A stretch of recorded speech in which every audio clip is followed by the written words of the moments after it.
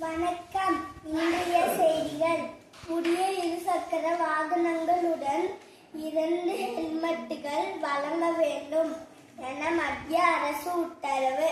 ஒகேனக்கல் நீர்வரத்து 8000 கன அடிகள் அதிகரிப்பு.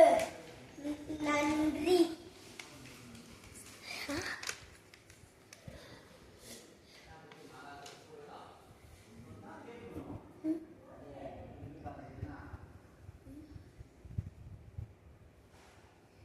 Clean our hair.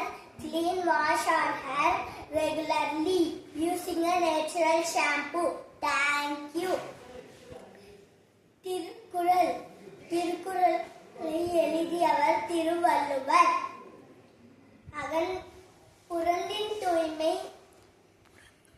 புறந்தூய்மை நீரான் அமையும். அகந்தூய்மை வாய்மையால் காணப்படும். பொருள்: